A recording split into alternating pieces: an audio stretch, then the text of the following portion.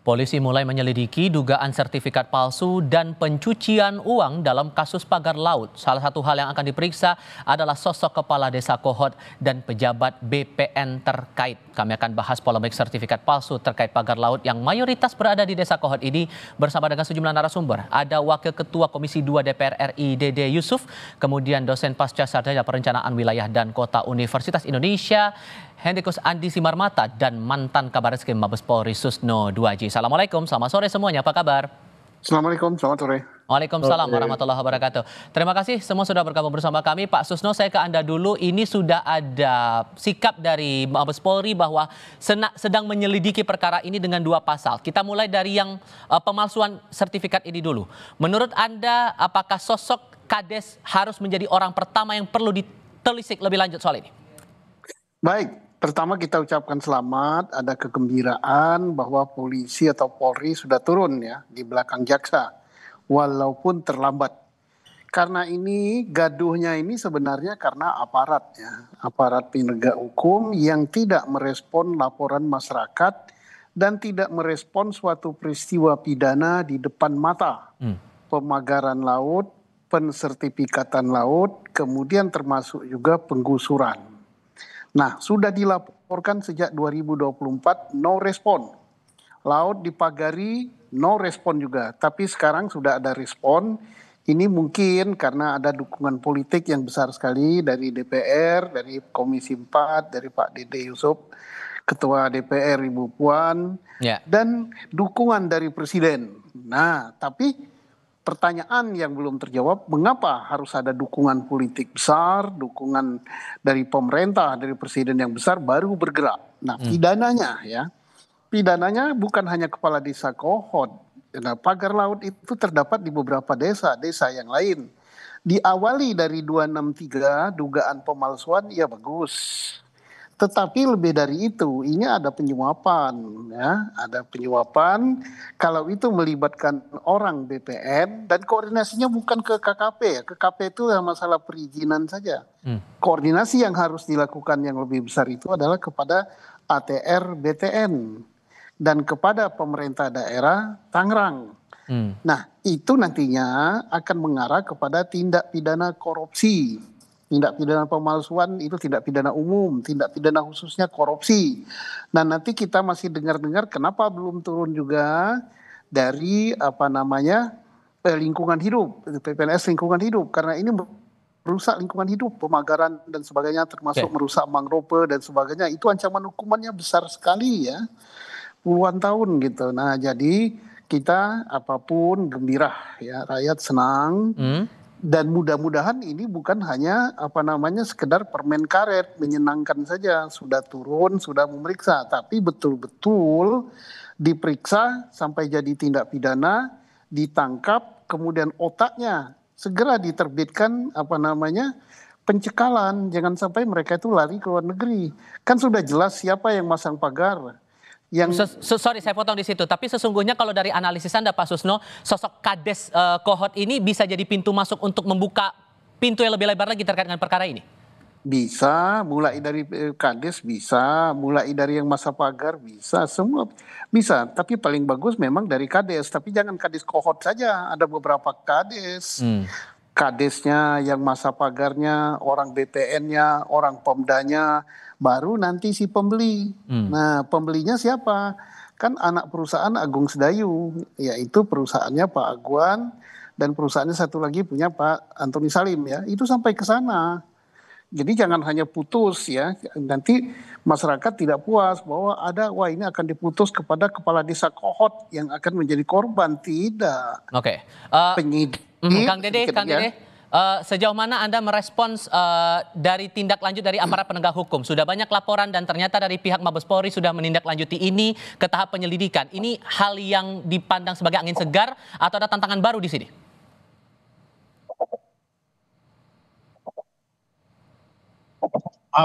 Pertanyaannya ke siapa tadi? Kang Dede. Putus-putus.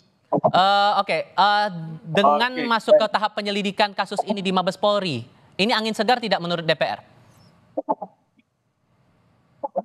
Ya, sangat segar sekali ya, karena begini, kami Komisi 2 ini kan berbicaranya lebih kepada mitra kita di sini adalah ATR BPN. Nah, pada saat ATR BPN menjelaskan dan sudah diakui secara satria bahwa ada oknum, 6 orang oknum yang mana melakukan penyalahan prosedural secara hukum, yaitu membuat sertifikat HGB. Dan itu sudah diakui, bahkan sudah dipublish ya nama-namanya, dan ditindak, diberhentikan, dicabut.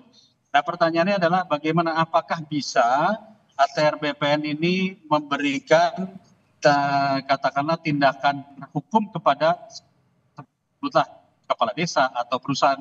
Ya tentu tidak bisa, itu diserahkan kepada APH.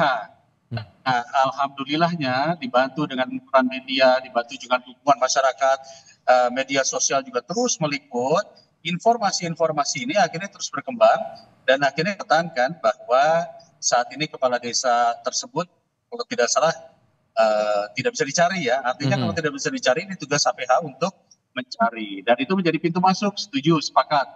Kami mengatakan bahwa telusuri sampai jelas siapa-siapa saja yang melakukan kesalahan prosedur, silahkan itu ditindak sesuai dengan peraturan yang ada. Supaya apa? Supaya isu tidak berkembang ke sana kemari. Harus jelas siapa yang berbuat kesalahan dan yang melawan hukum. Gitu. Oh, kalau Anda sempat dalam rapat kerja bersama Menteri ATR mencurigai sosok kepala desa Kohot. Apa yang Anda curigai di balik insiden pagar laut ini, Kang Dede? Sebetulnya kami ini kan begini, ketemu pemerintah itu kan jarang ya. Kita ketemu pemerintah itu biasanya hanya dalam rapat kerja atau RDP, dan seringkali pemerintah itu kan hanya menyampaikan laporan-laporan yang normatif.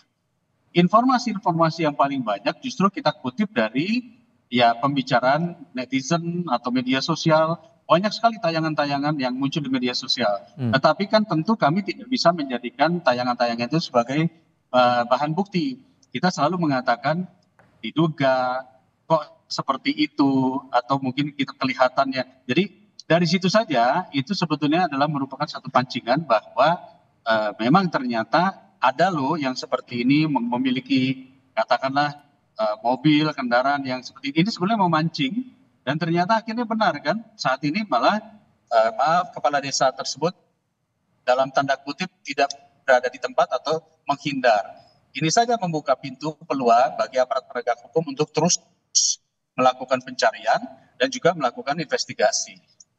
Demikian, Mas.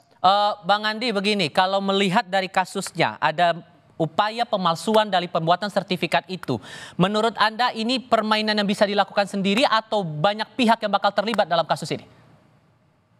Ya, karena saya bukan pakar hukum, tapi paling saya bisa menyampaikan pendapat di aspek bagaimana kaitan pemberian hak atas tanah ini dan juga dengan tata ruang ya.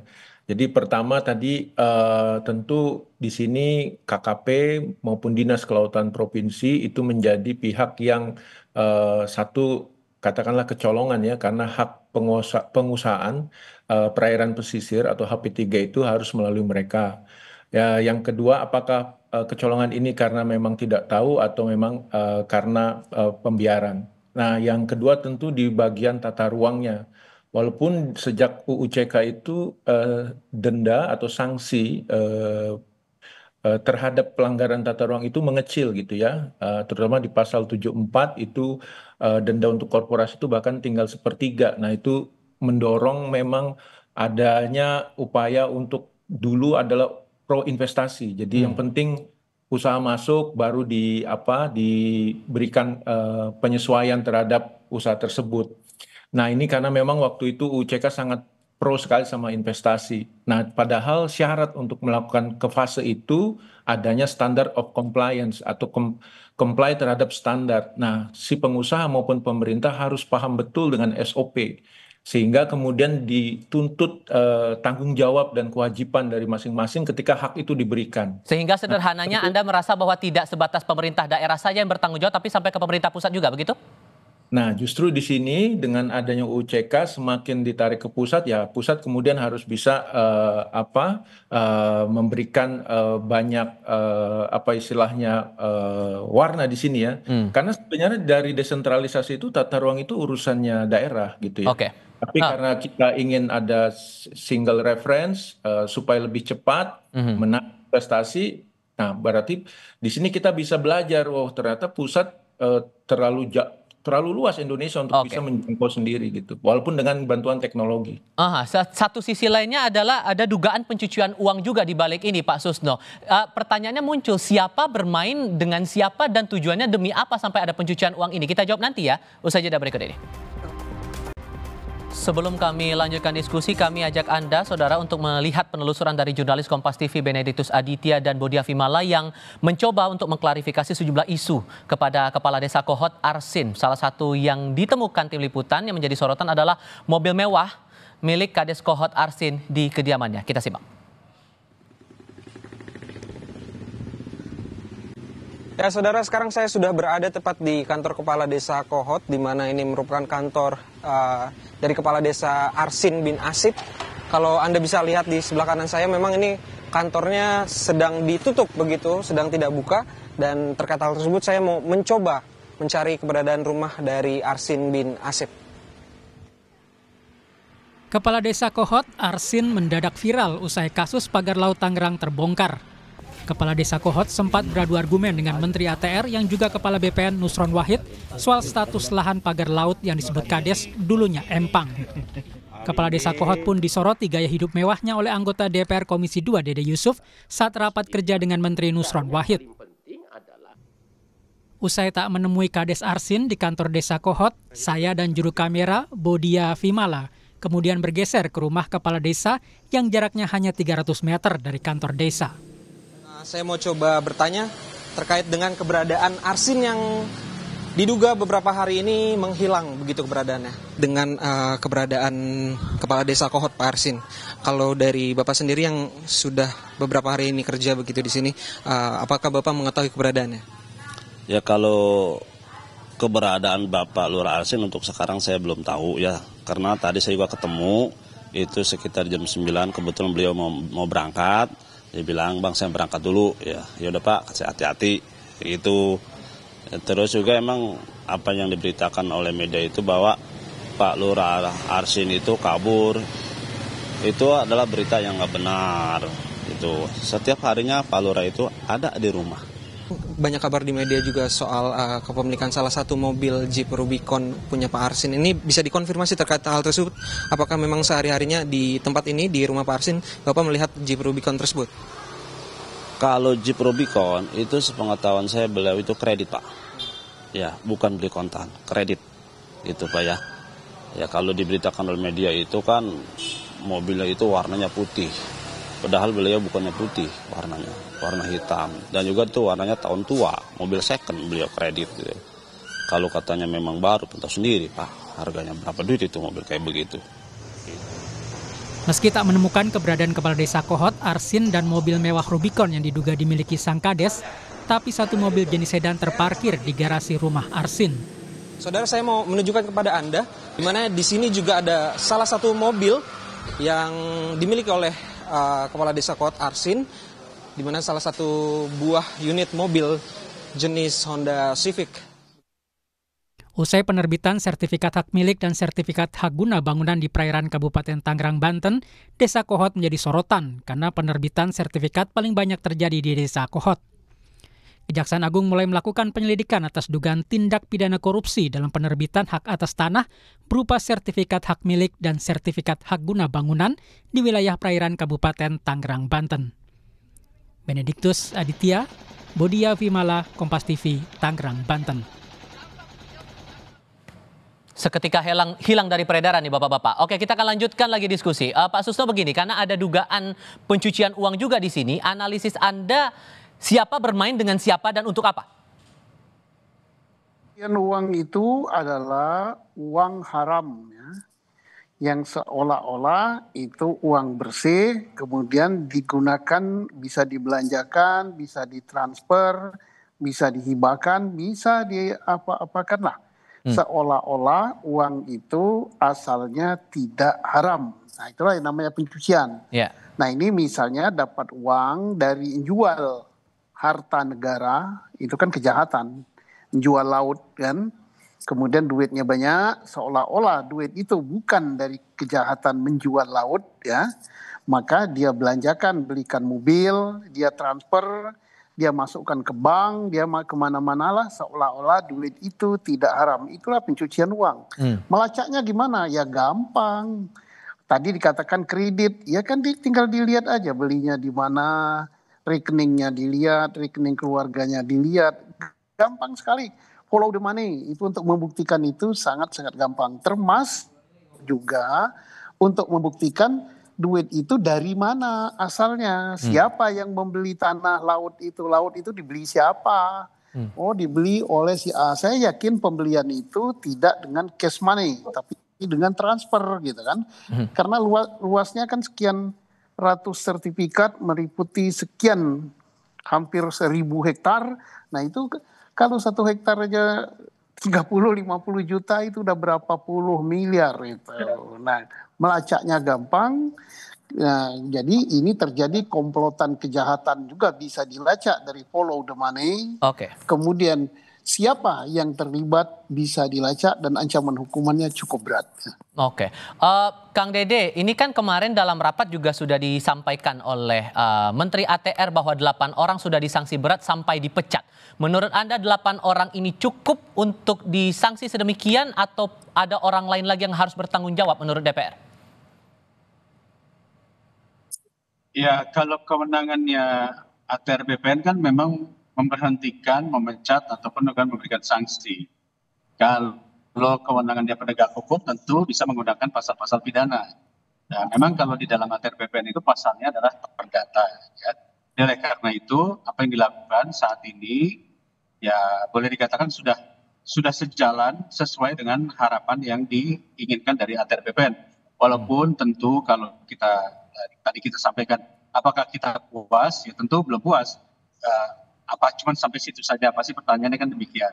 Tapi yang jelas saya ingin juga mengklarifikasi bahwa sesuai dengan pendelegasian kewenangan daripada ATR BPN, itu memang disebutkan untuk lahan-lahan yang di bawah 1 hektar itu cukup dengan kantor pertanahan. Jadi artinya tidak sampai ke Kanwil, bahkan tidak sampai ke pusat. Nah mungkin kita lihat bisa saja perusahaan ataupun juga dengan oknum-oknum yang bermain karena memahami ini cukup diselesaikan di bawah, maka bidangnya menjadi 263 bidang yang jumlah totalnya mungkin hampir sekitar 300 di bawah, tidak di bawah ke atas. Kalau di bawah ke atas pasti akan ada pertanyaan-pertanyaan, ditinjau ulang sertifikasinya bagaimana, giringnya bagaimana. Nah itulah yang kemudian sudah disebutkan kesalahan memang ada pada oknum-oknum BPN yang bekerja sama dengan pelaku-pelaku yang ada di daerah tentunya. Saya sendiri mempertanyakan mengapa pemerintah daerah juga mengeluarkan RT/RW tata ruang mengenai wilayah-wilayah tersebut. Nah, kan pernah disebutkan bahwa wilayah ini dulunya adalah tanah yang terabrasi. Setelah dicek RT/RW dicek secara mapping dari tahun ke tahun itu tidak pernah berupa abrasi, itu tetap laut. Jadi kenapa RT/RW-nya bisa keluar? Itu pun juga jadi pertanyaan. Masalah lahan abrasi dan waktu itu kita juga sempat diskusikan juga ya Bang Andi masalah keberadaan lahan awalnya seperti apa, kemudian penelusurannya sebetulnya dianggap gampang begitu. Sehingga menurut Anda juga untuk penelusuran kasus ini masalah penerbitan sertifikat palsu ini juga harusnya bukan jadi tantangan yang sulit buat penegak hukum untuk menelusuri itu ya Bang Andi?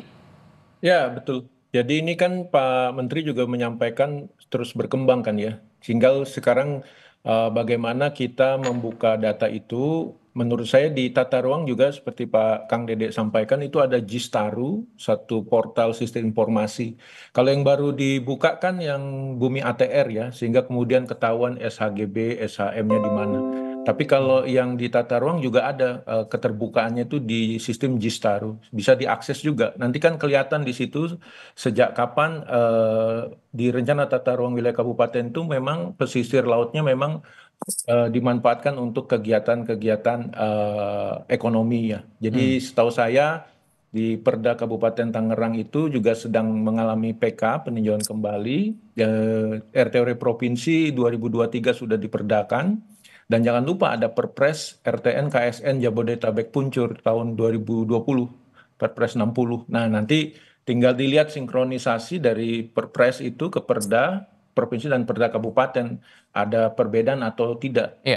Itu menurut saya sangat mudah untuk di exercise. Jadi ketahuan nanti deviasinya di mana. Oke, Pak Susno, ini kan ada dorongan untuk joint investigation dalam perkara ini. Ada yang sudah melapor ke KPK, ada sudah melapor ke Kejaksaan Agung, bahkan polisi sudah melanjutkan ke tahap penyelidikan sekarang. Menurut Anda siapa leading sektor yang perlu memimpin joint sektor ini, atau menurut Anda malah cukup satu sajalah yang mengusut kasus ini?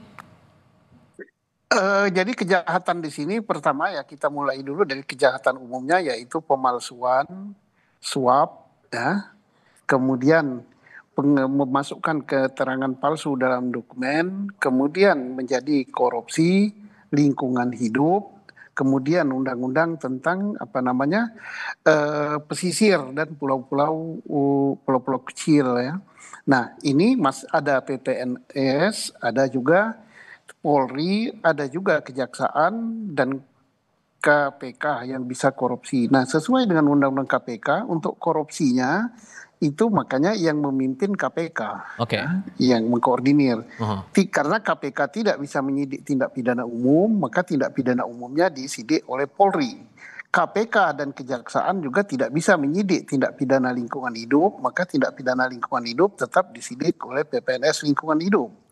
Nah, jadi perkaranya ini dipisah, ada banyak perkara, jadi jangan merasa sudah bebas dari satu perkara. Kemudian tentang pagar laut itu perkara sendiri karena tidak ada izin. Nah itulah domainnya daripada Kementerian KKP.